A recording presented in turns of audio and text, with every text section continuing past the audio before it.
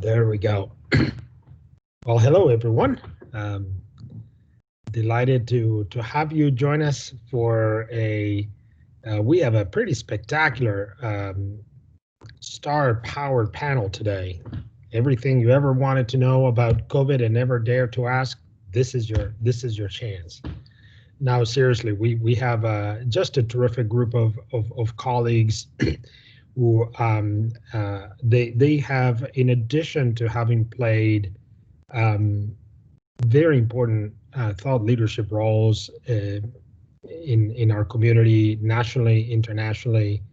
They've also been behind the efforts at Georgia Tech, and I won't exaggerate if I tell you that we simply would not have been able to do what we have done without their participation and their leadership. We just had commencement this last weekend, and it's always a fun event, but this weekend it was quite emotional for all of us, not just for the students and their families, but for all of us to just look at what had happened in the last few months at Georgia Tech, to be in that situation. None of that would have been possible without this group of individuals. Let me introduce to you briefly who they are, so we can get on with the program. And by the way, I mean, as they will be quick to point out, this is a group of the many individuals in the faculty, the staff, even student leaders who have really been leading the charge, and not just helping, as I said, not just helping Georgia Tech move forward, but organizations around from the very beginning, even when it was personal protective equipment, which was the sort of the bottleneck and the scarce resource, and we had colleagues design and build that stuff, to providing data for to help make decisions. And as you will hear in a minute, I mean, it's just been a list of contributions from our colleagues have been absolutely inspiring and impressive. So we have, again, the four individuals that are going to lead the conversation today include Dr. Julia Kubanek, who has been with Georgia Tech since 2001. She's our Associate Dean for Research in Professor of Biological Sciences and Professor of Chemistry and Biochemistry. She's been just incredibly active on our task force. She's been just one of our leaders in our efforts to deal with COVID on campus. She was a very early advocate for the on-campus testing program. And while working on her own research related to COVID-19, she worked to get funding and support for Greg and the other faculty members, so we could actually make the program happen. She has been a dedicated champion and expert around funding, logistics, support, mentoring, helping us with iterating on ideas, getting projects ready to elevate to our decision-making process. We also have with us Ng Finn. Dr. Finn joined Georgia Tech in 2013.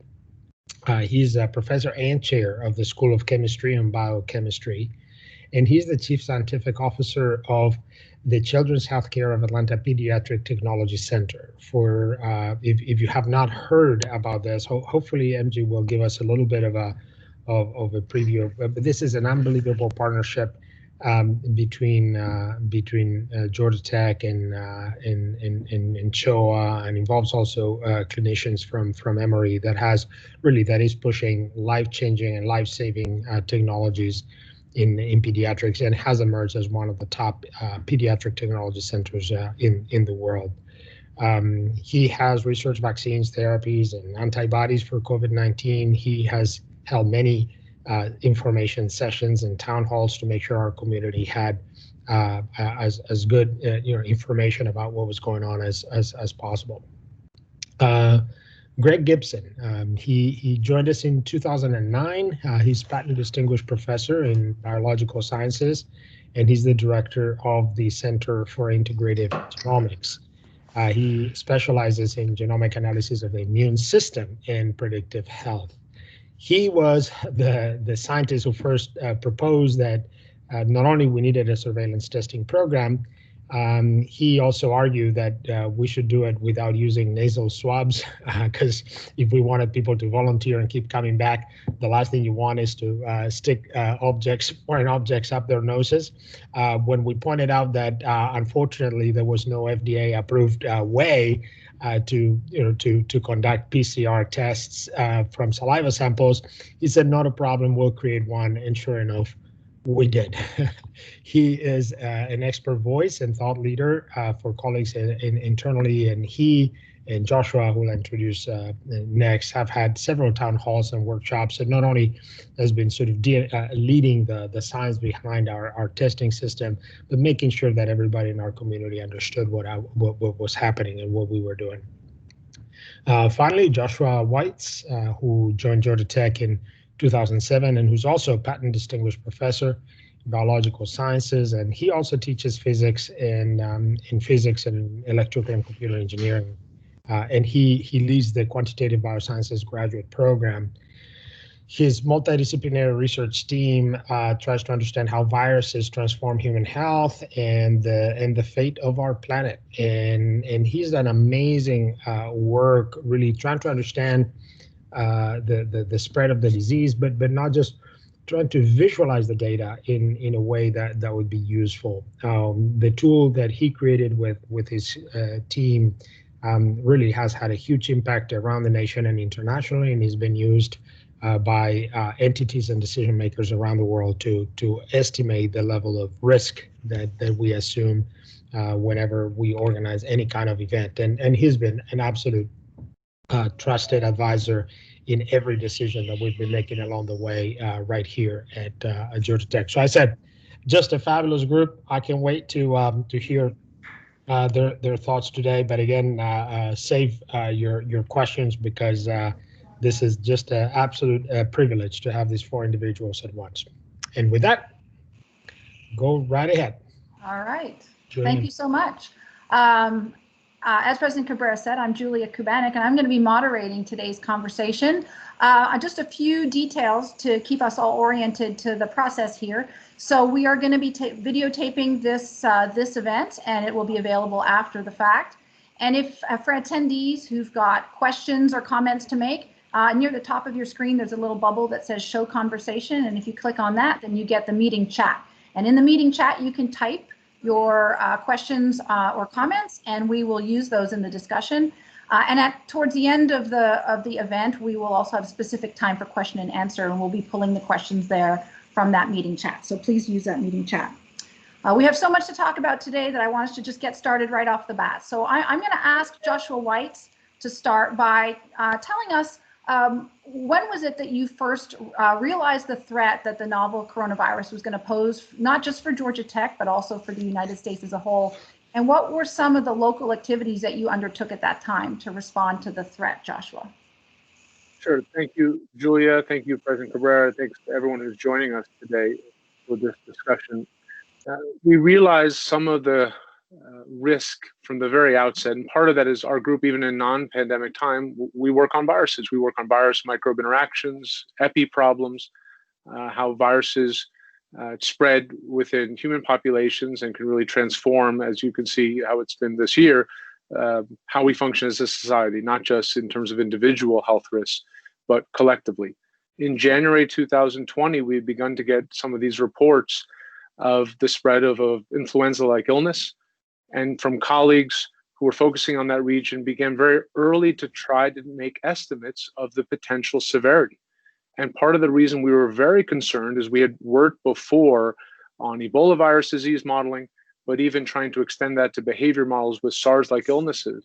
There was a potential risk here that something that was highly transmissible and that had a somewhat dichotomous outcome, meaning sometimes it was asymptomatic and sometimes quite severe, had the ingredients that this could potentially be not just an epidemic locally, but a pandemic. So in late January, we in fact already responded as a collaborative team, myself, others at Princeton, McMaster University, with a paper already trying to estimate the strength, what we now call this basic reproductive number of COVID-19, and then follow that up locally by trying to communicate to this community with a forum involving, again, world leaders. You may have heard the name Trevor Bedford, who's done sequence analysis, trying to understand what are the sequence nature of this? Where is this spreading? What do we know? And with Phil St. Angelo, what can we do about it? Not just to predict outcomes, but try to change the future. And I think that's one of the things that's been the centerpiece of our efforts. How do we use modeling to try to control and mitigate the spread of COVID-19? And so the next moves we did in March were then, I think, the basis for a lot of what we've done this year. First of all, locally, building models of what would happen if we hadn't taken action, taken steps to move offline because we weren't prepared as not only as a university, but really states and country to respond, and then strategically move back on campus the way we did, but also try to estimate the risk of spread. And that's one of those projects that I think President Cabrera alluded to, where we've tried collaboratively working within my group and computing to ask simple questions, but communicate them. Taking mathematical models and saying, what's the odds that someone might be infected in a crowd? And that might seem small, but when groups get big enough, it could be surprisingly large. And that has been, unfortunately, the fuel of a lot of spread. So throughout this year, what we've tried to do differently maybe than in other circumstances is reach beyond, let's say, this ivory tower and go outside and try to do multiple things at once, build models, communicate internally, but also communicate to the public at large to try to use models to really change and mitigate further spread. And that we continue to do that even now. Greg, tell us how your team came to propose that we have a COVID-19 testing program at Georgia Tech on our campus. Tell us how the community responded and what happened over those months. Thanks, Julia, and thanks, President Cabrera, and everybody for joining. So I got started in this around about March with actually a small grant from the Vice President for Research to do a pilot study. Around about that time, my lab manager's daycare was shut down. My graduate students had various illnesses, and I ended up going into the lab. And if you know anything about professors, you know that we should not be in labs because we write papers and we review things. And that very first day I went in, I managed to do some PCRs myself, which I hadn't done for 20 years, and every one of them worked. So I knew that the science was facile. So this bit could be done. And then I realized that actually the equipment that I was working with that I thought might accelerate things was actually now behind the times, and that things that we had something called the Molecular Evolution Core, which M.G. Finn had set up when he arrived here 5 or 6 years ago. And we had robotics in that core, which was very promising. And Anton Brixton and his team were working in parallel to really ramp up so that we could do several hundred a day. The next challenge for us that occupied me for most of the summer was regulation. So it turns out that bit is a really hard bit. So at the time, the FDA allowed you classified 3 types of tests. So you had surveillance tests, screening tests, and clinical diagnostic tests. So a clinical diagnostic test is what you get if you are feeling sick and you go to CVS or whatever. We couldn't do that at Tech because we don't have a medical school. We didn't have a clear lab. A screening test is the same thing, but applied to an asymptomatic population, and that just was not allowed at the time. And a surveillance test would be something where you could go in with any sort of test and just survey the community. And so that's what we decided to do. But the problem was that you can't then use that information to inform people. So you cannot give people the results of a test unless it's a clinical diagnostic test. So we were stumped for a while thinking we could do this, but we couldn't use it. And at that point, a whole team of people started to come together. And it turned out that there was a parallel effort that Julia was involved in and her group on the chemistry, that we could actually develop the chemistry ourselves at Tech. We ended up not using that. But it was helpful in just showing that the whole community could come together and solve these different aspects of the problem. Around about mid-July, we saw a solution to this regulatory problem that we could actually do the surveillance tests, keep the individual samples, and then go back and reuse them in a clear test, in a diagnostic test. And Anton had managed to do the paperwork to establish this at the Department of Public Health downtown. So everything started coming together really, really rapidly at the end of July. And it turned out that literally the week before the students started coming back on campus, President Cabrera and Frank Neville, his chief of staff, all decided to go all in, and that we would take Joshua's advice and decide that we were going to do as many people as we could, namely the entire student body every week if possible. So it didn't quite work out that way the first week because we were just still getting the information structure set up. At least 30 or 40 people on campus had pretty much dropped everything by this point to get involved. This involved communication staff, legal staff, lab staff. Julianne Williamson and her team managed to set up the sampling all across campus so that places were set up under Bobby Dobbs Stadium and by the West Campus residences.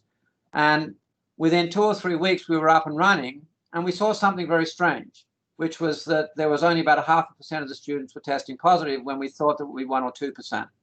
We thought, I wonder if the ones at high risk are not testing. And then all of a sudden, one of the Greek houses had 7 cases in one day. And I think that scared people and allowed us to focus our communications on the Greek sector.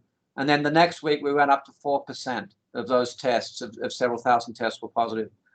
And that's when we saw the whole campaign starting to work, because over the next 3 weeks, it dropped down to eventually less than 0.2% for a couple of weeks in the middle of October. And then the students started getting complacent and it started picking back up again. We had Halloween, we had another wave, a new wave, more disseminated than the first one. But again, the program worked because we refocused our testing and really were very, very active in communications, lots of what do they call the ice cream treats, the Kool-Aid, or we got the students to drink the Kool-Aid, have King of Pops is what I'm thinking of. And then as it started getting cold, we got Tiff's treats. So that brought the students in. They all tested before they went home for Thanksgiving, and we got it back down to below 0.5%. So we think because of the program, we actually cumulatively had about 8% of the student body who were active here testing positive. That probably would have been 25, 30% without the program. So we're very, very proud of that. Very proud of the efforts of 36 people, of the president's office, and the whole campus just really came together. And it wouldn't have happened without the students engaging as well. We think that 70 or 80% of the students just embraced this mammothly well. I mean, it was just really, really good program. So that's where we are today. And at this point, we've had well over 100,000 tests conducted by this lab. About 1,400 people determined to be positive, and helped isolate them and make sure they got good health care. I put in the chat window the web link so that if anybody wants to look at our dashboard, it shows you the history of our test cases and day-by-day breakdown. Let's bring MG into the conversation. And Julia, we'll be submitting a paper describing this whole thing tomorrow, actually. Oh, fantastic. MG, why don't you tell us a little bit about, from your point of view, about the vaccine and the testing landscape internationally, and how Georgia Tech research factors into that? Great. So as everyone knows, things are changing very, very quickly worldwide.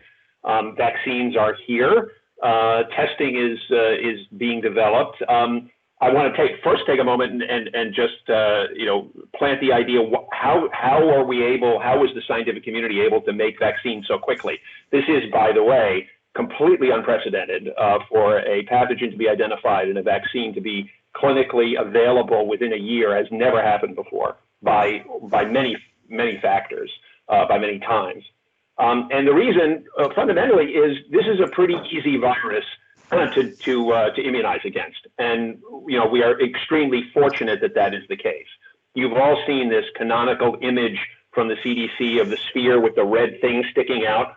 Well, the red things sticking out are the bits of protein, that the virus uses to invade your cells in the lungs. And through a wonderful, fortunate circumstance, they also happen to be very immunogenic. The immune system sees them very easily, and the recognition of those bits of red protein provides protection against infection of the virus. So it's extraordinarily fortunate, and it means that any way in which you can present those red bits of protein to the immune system in a reasonably competent manner should generate a pretty good vaccine. So that's why we see more than one vaccine coming along, because there are different ways to do this. The Moderna vaccine and the Pfizer vaccine are very similar, and the real revolution is that this is the first example of clinical application of messenger RNA being the herald that is sent into the body to then produce the protein that the immune system needs to see. So the delivery vehicle happens to be new in its clinical application. It's been researched for 10 or 20 years. And this is a very modular way to do things. You can deliver mRNA to make pretty much any protein. And so this provides really good reasons to think that future pathogens of this kind we'll be able to fight very quickly. So that's just a brief primer on the virus, on the vaccine. I do want to, where does Georgia Tech fit in all this? So you've already heard really the two major ways in which Georgia Tech has had an international impact, and that's Joshua and his work on educating the public about how these things spread and what damage they can do, and Greg's led effort on spinning up testing. You should be proud of Georgia Tech. We really are among the leaders in the country and the world in educational institutions to set up this kind of thing. It really is very rare, and we've done a phenomenal job with it. And then the other national impactful way that Georgia Tech has participated is in the so-called RADx program, the Rapid Acceleration of Diagnostics program, which is funded by the NIH. Georgia Tech was selected as the place to validate tests that are being developed rapidly for the nation. That effort is led by Wilbur Lamb, who's a joint appointee at Georgia Tech and Emory. And that's a $31 million grant that came in earlier this year to lead RADx. So Wilbur and his team are really validating, vetting hundreds of tests because the next kind of testing that needs to be available is something you can do at home that doesn't require a polymerase chain reaction, PCR amplification, which is what we're doing on campus, so that you can know if you're fine to go out or if a place of business can test people as they walk in. Those kinds of point of care or point of use tests are now coming. There's been one that was just approved and many, many more are on the way. Georgia Tech has contributed lots of research in this area. We started off, as President Cabrera alluded, by doing a lot of work on personal protective equipment, on design, on validation, on manufacture. We've done a lot of work on development of antibodies. That's my lab and many others.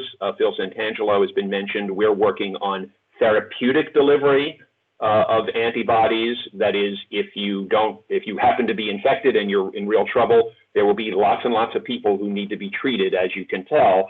And so therapeutic development is going on campus as well.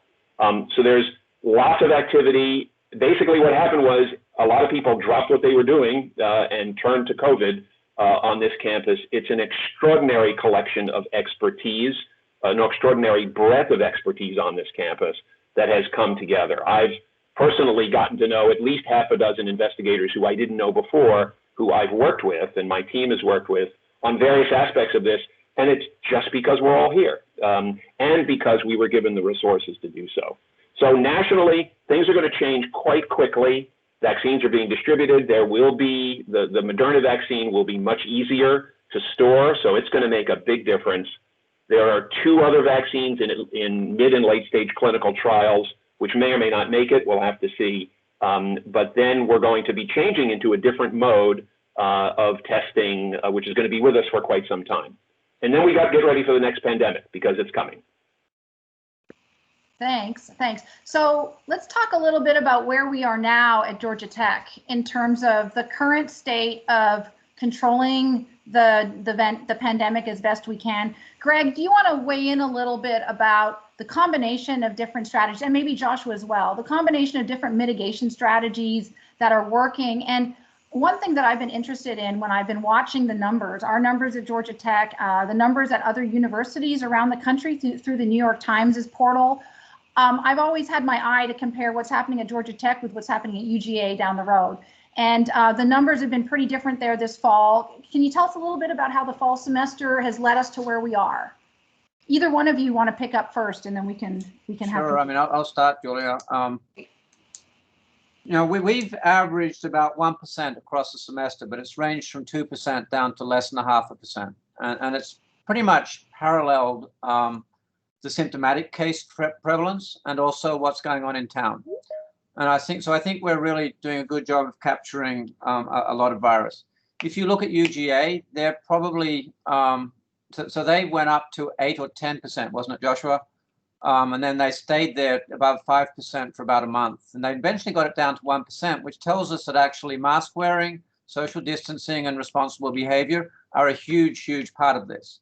I think what the testing program buys us is a level of safety where you can pretty much guarantee that in a classroom of 20 people, the odds of somebody being positive are at a manageable level, particularly if you're wearing masks. So I sort of very much feel like that we can keep this at a point where we've got a better shot at having safe classrooms and safe laboratories. And so that's one thing we're working on for the next semester and in the fall is using this to make sure that we're a very active campus once more. It's pretty hard, though, as you look at the literature to know exactly what's going on because different tests have different specificities.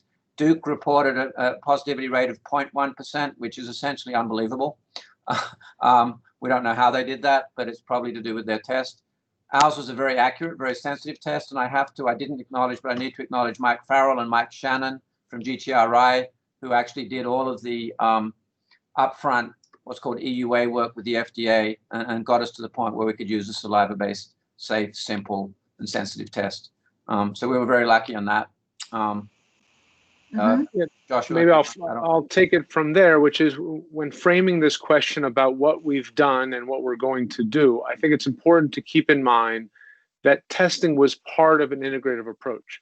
And even when we had these early conversations, the key point is that we use testing as a form of mitigation, meaning not as a passive indicator of how well or potentially bad things were going, but as an active mitigation step.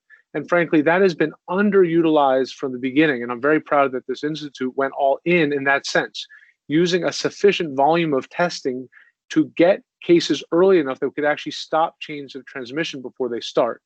And in some of the work that went in, as Greg and I kind of convinced each other, and then eventually, with the help of the administration, scaled it up, showing that when you get enough tests, you start to essentially compete with the natural recovery period of the virus, and you're identifying people before they've had the chance to infect all those other individuals.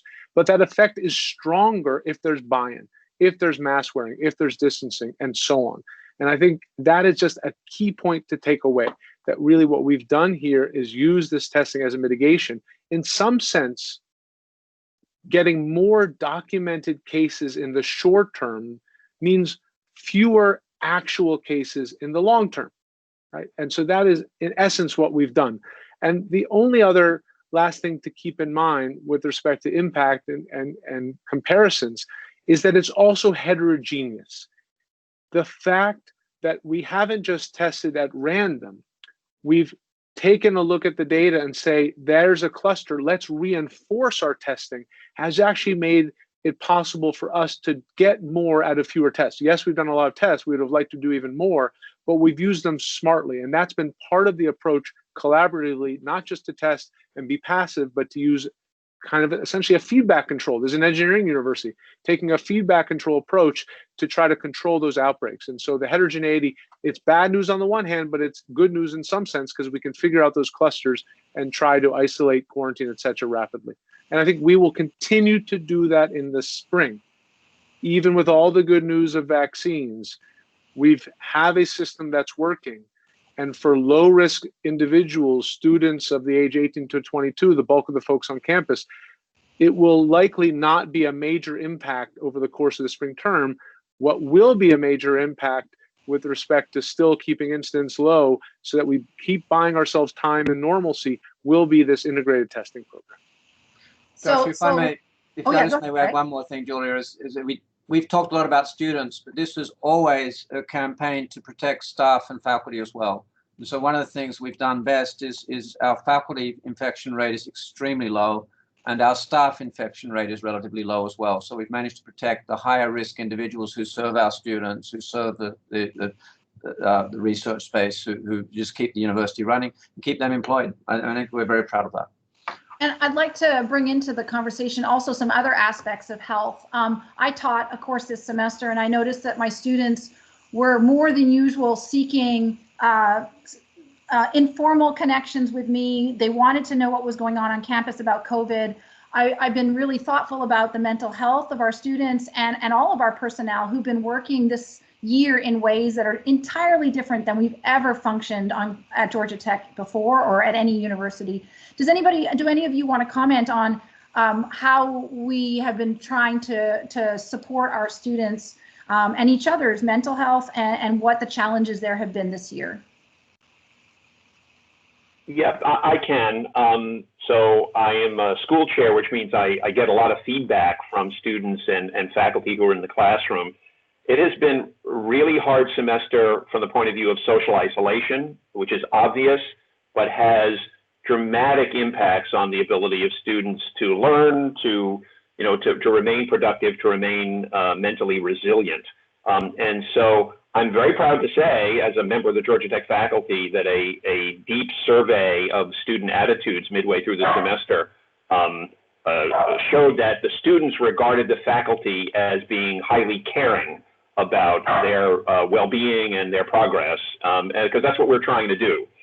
So it's helped a lot, but it's been a very difficult semester. Many students are stuck at home in conditions where they would much rather be here. And students who are here, would much rather be obviously doing what they would like to do. So it's been difficult. Faculty have had to work much harder. But I really think I'm just very proud of what's been done in the regard of keeping students and everybody, keeping their mental health in mind.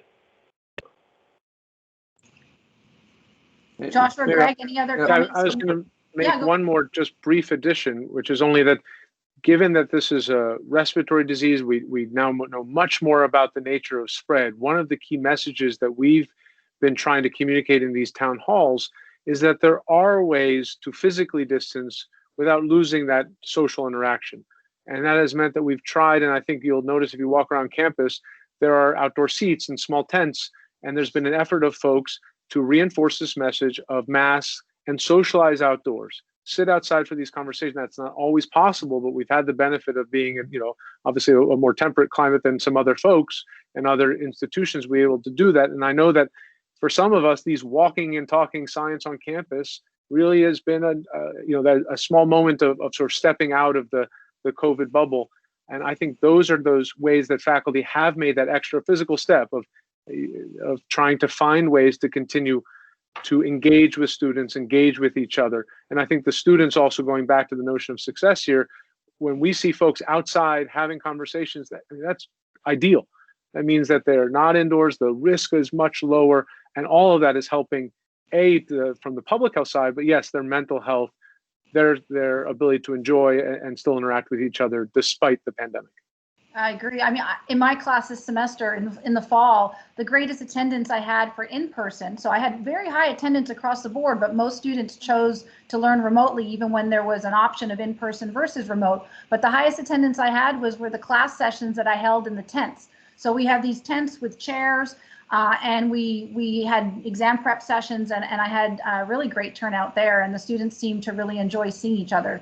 So in person in a different way. So I think we want to move now into where we headed. So what's going to come in the spring semester? And we had a question sent to us by Joe Brusella, who's on the line, and he asked us, how are we going to get back to normal? So what is it going to take to get our society back to where it was, if that's going to happen? And if maybe we could talk a little bit about what the spring semester is going to look like at Georgia Tech, what we're going to do with the testing program, and also what we know about what's going to come with the vaccines. So how is that going to work on our campus for Georgia Tech students and for the community around us? Anybody want to start with that? So the testing program will continue in the spring pretty much as it's done in the fall semester. So we don't expect students to have vaccine available until late March or April, probably. We may engage in a trial. We're working on that right now, but most students won't get it until April, and it takes a month for that to take effect. So for this semester, we don't expect the vaccines to be a big deal.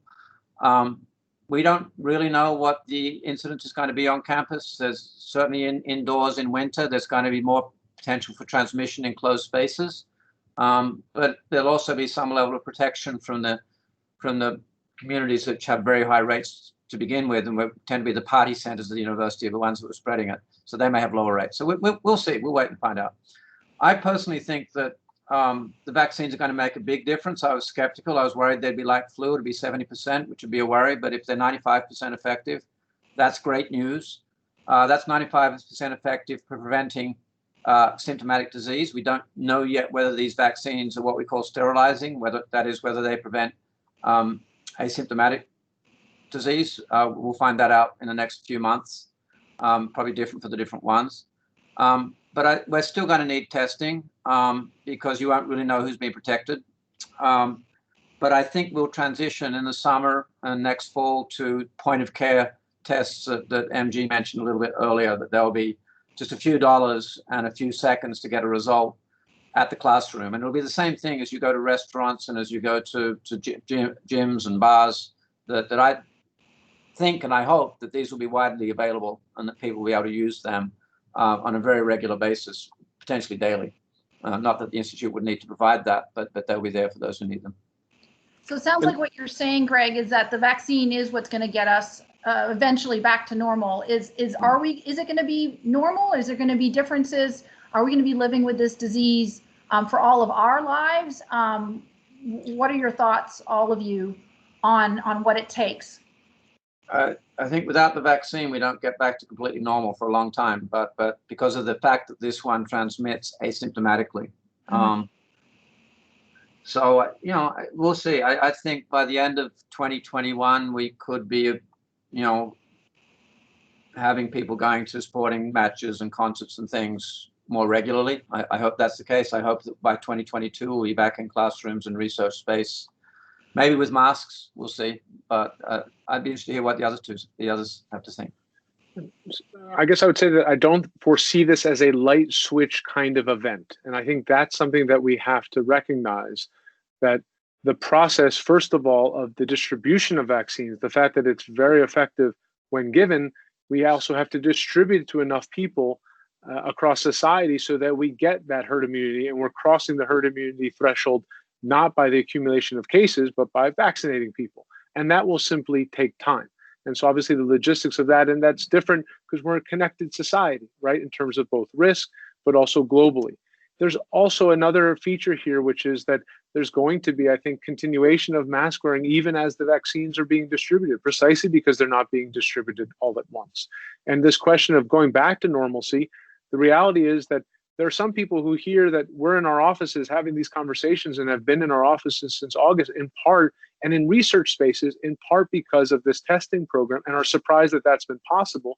That indicates that when you take active steps through testing, increasingly with vaccination, mask wearing, some of the normalcy will come back. But that's my point. It's not going to be a light switch. The more that we use active steps, we don't rely just on one, we're going to accelerate the process by which we have less circulating spread, less risk, and we can then actually do that classic epi work of identifying and contact tracing, which when it gets into the community, we just don't have the systems to do.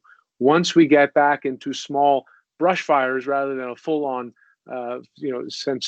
community spread level of SARS-CoV-2, then we have the chance, I think, to have things feel more like normal. And critically, the vaccines are it's just amazing how rapidly, how effective, and the fact that they're being deployed now, just a year after the introduction of this novel virus, is amazingly good news. Even as all this other bad stuff is happening vis-a-vis case spread, it's still amazingly good news, and it will make a difference this year. From quickly, just from a virology point of view, I think we are fortunate. It's not 100% sure yet, but all evidence is that this virus mutates quite slowly compared to what could be true. The CDC, which has received some awful press, but has some amazing people, and we work closely with the CDC, has programs in place to track and get ahead of the concerns about infectivity of new mutations. They are looking at a virus spread in animals as well as in humans and mutational analysis thereof.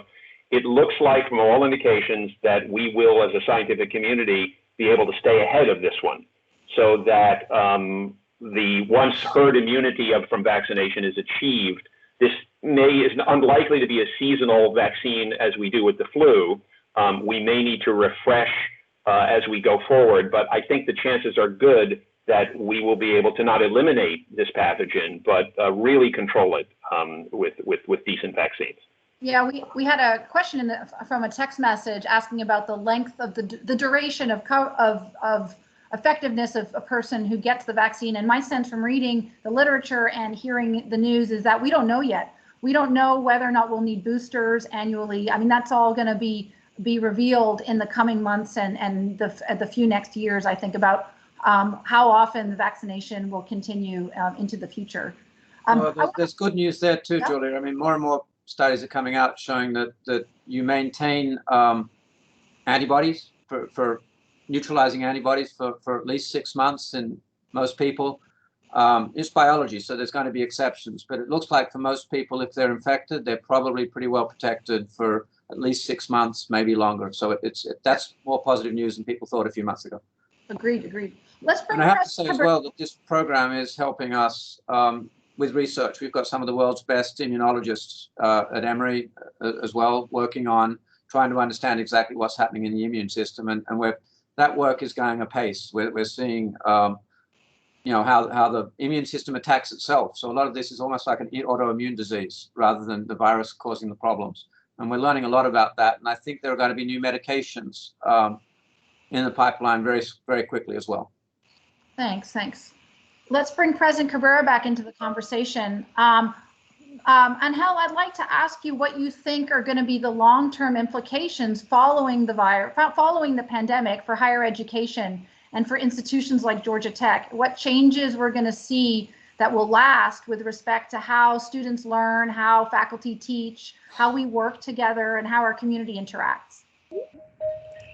Yeah, thank you, Julia. And really, let me start by emphasizing again what I said at the beginning, which is we've been every day. I'm inspired. It's been incredible to see our community come together, and you can see the incredible scientific talent that we have. And in fact, as I always like to show, I think this is the sticker that you got for some time when you gave your sample for the testing program.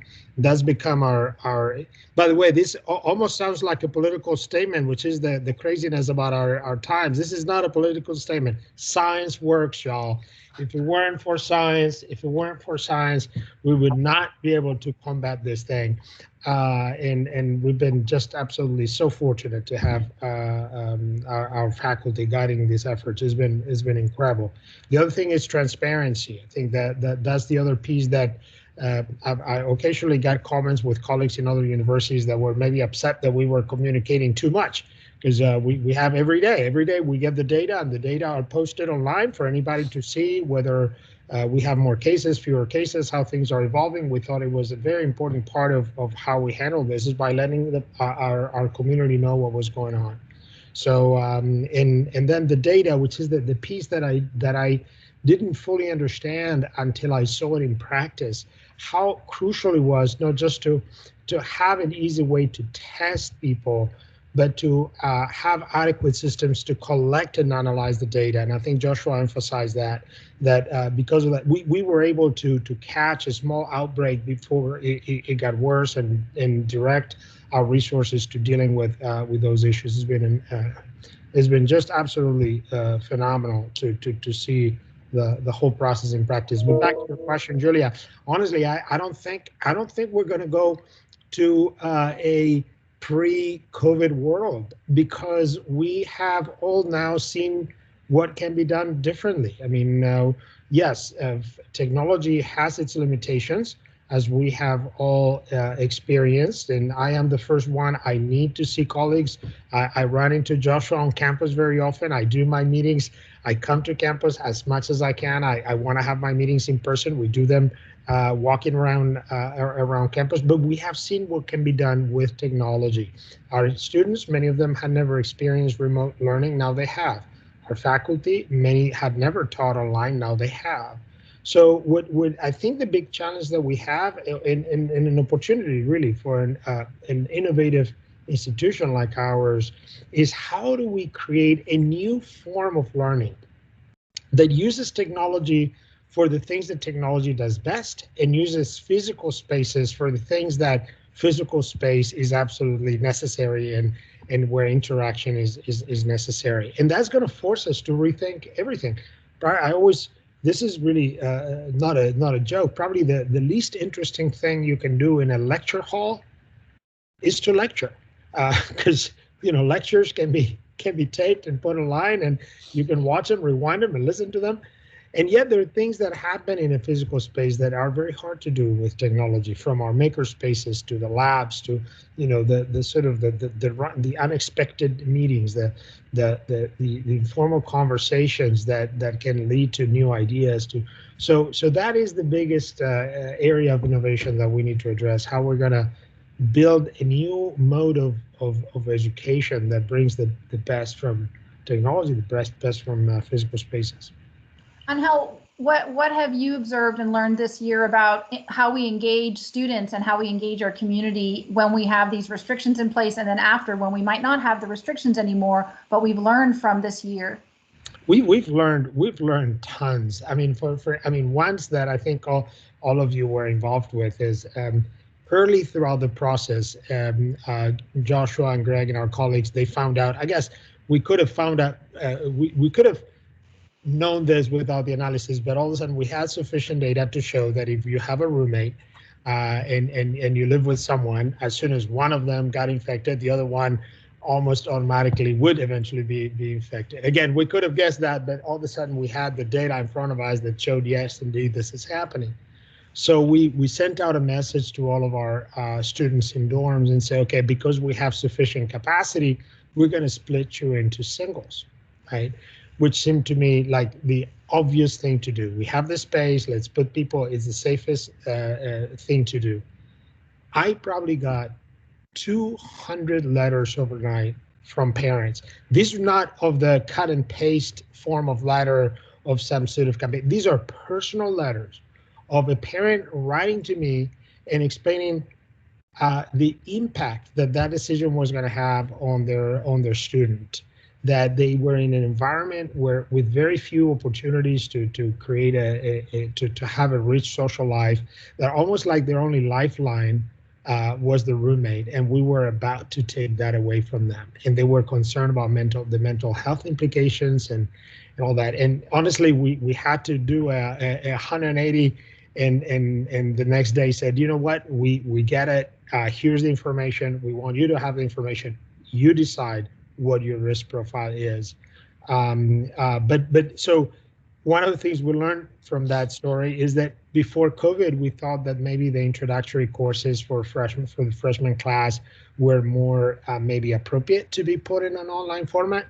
And all of a sudden we learned that it is the freshman class that need the richest form of social interaction. That's the year you're leaving home. That's the year you're growing, maturing, that you need to form those bonds. So some of even our own preconceptions about what could happen or should happen on campus versus online, also those have been sort of turned upside down. Yep, it's been an unbelievable year in terms of the things that we've experienced and observed.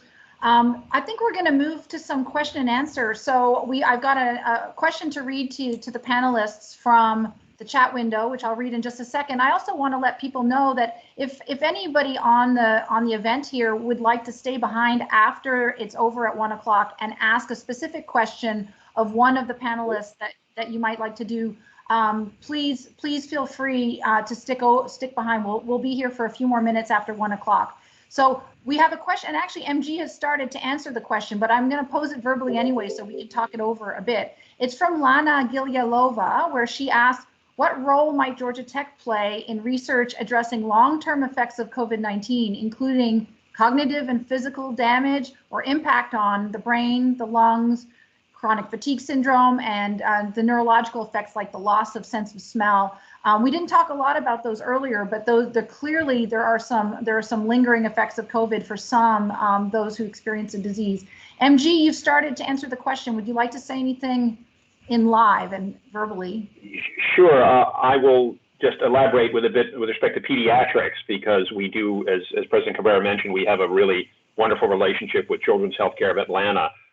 There are, fortunately, at least in the initial phases of the infection, children were not seen as being hugely at risk. That is now rapidly evolving to a realization that there are significant long-term implications potentially for kids at pretty much any age after infection. So there is a lot of talk going on, with the Children's and Department of Pediatrics investigators at Emory about spinning up some research in this area that Georgia Tech can help with. We are seen as a wonderful partner in a lot of contexts in fundamental science, in development of assays, in communication, in data analysis. There's lots and lots of ways that we interact with clinical investigations directly or indirectly. So, there will be lots going on, just like with AIDS, there have been huge research developments in virology and in retrovirology and in associated fields from the funding that spun out of the AIDS epidemic, in addition, of course, to research directly on AIDS, on HIV/AIDS. And so there will be similar advances ongoing, I'm sure, with respect to coronavirus and respiratory disease. Georgia Tech will be involved in a lot of that, but we don't have a medical school, so we partner with clinicians in those endeavors. And so this has been a banner year for me. I've got multiple new NIH funding to carry on. So I do a lot of work on inflammatory bowel disease, which they're very worried about for COVID because it's full of the ACE2 receptor that the virus binds to. So we're going to be studying long-term effects there. I've worked, as I said, with some of the world's top B-cell immunologists trying to understand what makes a long-lived immune reaction. That's going across the board. And then this program actually is going to have a legacy for us, MG, for his Molecular Evolution core, because we've got a lot of new equipment in there, just robots. Logistics is crazy. So the lab shut down one day for want of little tips, which cost 1/100 of a cent. So we've actually bought a machine that actually cleans the tips and allows them to reuse it. So that goes to sustainability.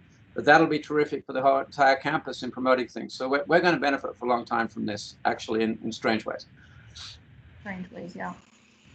I had a question for MG. Can you comment the vaccines that have been approved so far, the 2 vaccines that look like they're advancing into the US the fastest, they are not approved for children, or they're not tested on children in the clinical trial. So can you tell us a little bit about the vaccine landscape for children?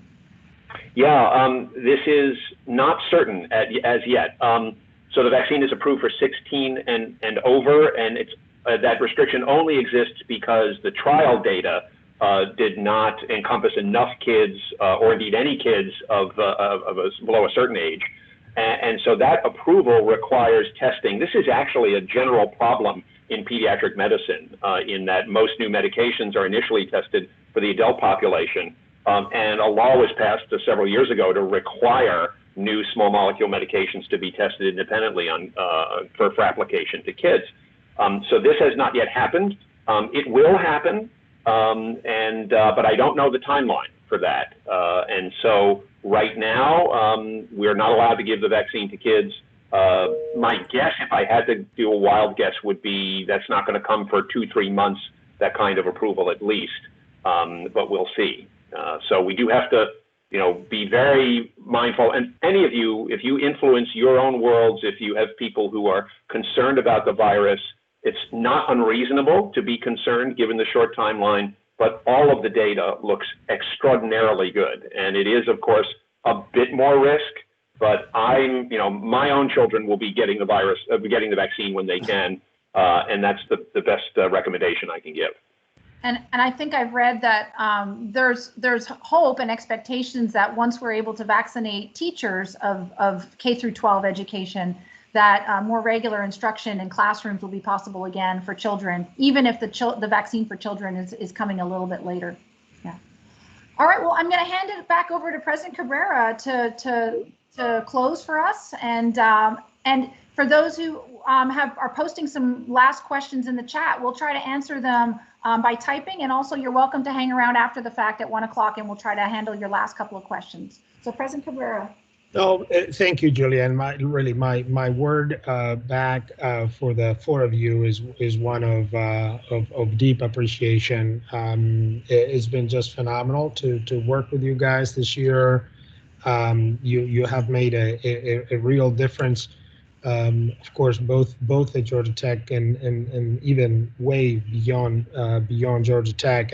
We worked on, in spite of the pandemic, we worked on a new strategic plan, which was an interesting thing to do, to somehow save a piece of our very busy brains and attention systems to actually think about the long term. And out of that came this new mission statement, which says we develop leaders who advance technology and improve the human condition. And this is what it means. I mean, what you just saw today is precisely what it means. And when we were tested as a society, Georgia Tech delivered in our faculty, in our students, and everybody knew that we have. You've heard MG, for example, say we don't have a medical school, but many of you are aware of this incredible partnership we have, both in biomedical engineering with Emory and in pediatric technology with children's, and that work is changing lives. It's saving lives, and the work that we do in providing and creating new technology and testing the science behind it is making a huge difference. So anyway, I couldn't be any prouder, and I think that as much as we will look back to 2020 as this terrible, horrible, not good year, I think we're also going to see so much good that came out of it, and I'm really, really proud to have been part of this gang. So thank you all.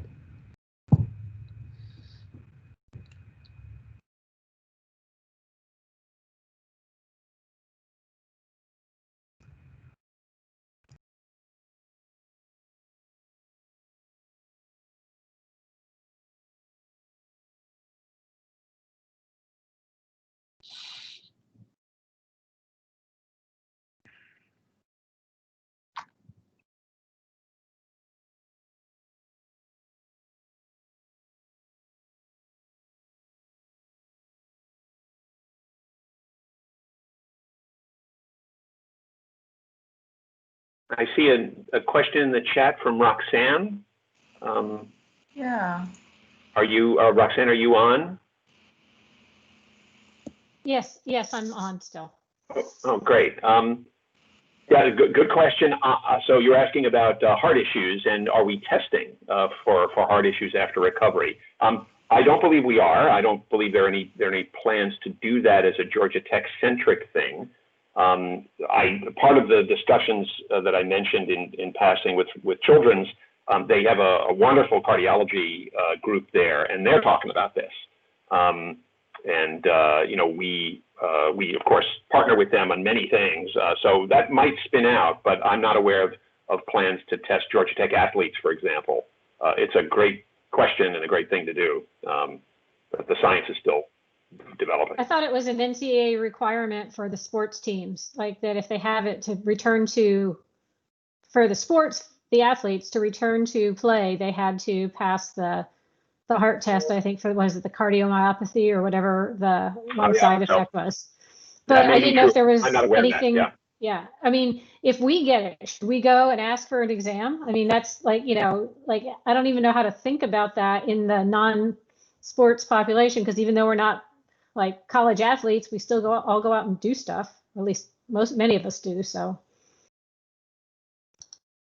We do have comprehensive testing of all the athletes every week, or multiple times per week. But yeah, I'm also not aware of the follow-up. I think that would be a Dr. Galante issue over in the athletics group.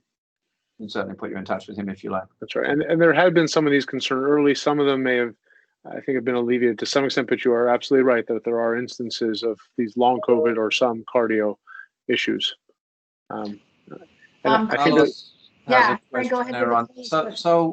It's actually kind of hard to know it for sure. I mean, to get what's called EUA approval, you have to show that your test is 95% as accurate as the gold standard nasal swab test. And our saliva-based test meets those criteria. But that's a different thing from evaluating in a community. So we think that our what's called sensitivity is probably over 90%. So in other words, that the test will detect virus in you 90% of the time. We think that the specificity is probably well over 99%, maybe closer to 99.5%. So meaning that you make a mistake on calling someone a false positive very rarely. The issue that we worry about is that if specificity is 1% and the prevalence or the incidence, I'm sorry, in the population is 1%, then it means half of your tests are false positives. We think we've got built-in controls for that because we have a double positive screening in part of our screening. It's a little bit technical. So we're probably actually very, very good on that front. But it is something that needs to be paid attention to. But across the board, unfortunately, there's just not a lot of data society-wise as to really how accurate these tests are. The critical thing is what's called the precision, which is the likelihood that you are infected if you're given a positive result. And unfortunately, we don't really know what that number is. We hope it's high, but it may be as low as a half. We're not sure.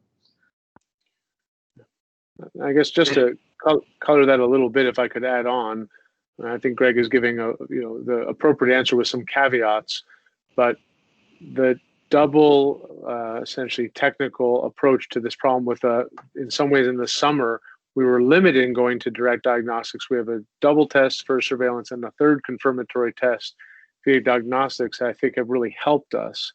And in fact, I should point out that the reason why we chose a PCR approach rather than an antigen approach, which can be faster, is precisely because of the risk of a whole bunch of false negatives and false positives, and having essentially the positive predictive value, this notion of what do I do with my positive test, to be confusion. We don't want that to be the case. And so I think there's a lot of indication, and you see it in sometimes students, usually students, there's been a couple of staff who've done the same thing, we have about a 36-hour turnaround, in many cases it's the next day, who go and get a rapid test, they find that that's positive, and then they get their PCR that's also been positive. So I think we have a lot of confidence that the saliva-based test has been, using this PCR approach, the appropriate method for this large-scale screening. It's a slight delay in time, but the benefit we get in accuracy in both the reducing false negative, false positive, I think has been worth it. Thank you very much. Yep.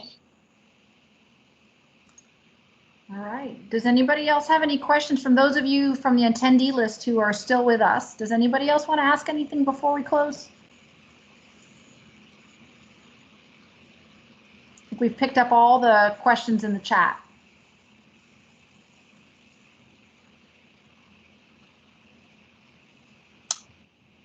All right. I think we're done then. Thank you all so very much for participating and for those questions, and also the discussion, Greg and Joshua and MG. I really enjoyed it. Good to see you all. Thank you, Julia. Julia. Thank you, everyone. Thank you. Yep. Thank you all. You were awesome. Bye-bye. Thanks, everybody. Okay, I'm going to stop the recording now. Thank you. Thank you, Tricia.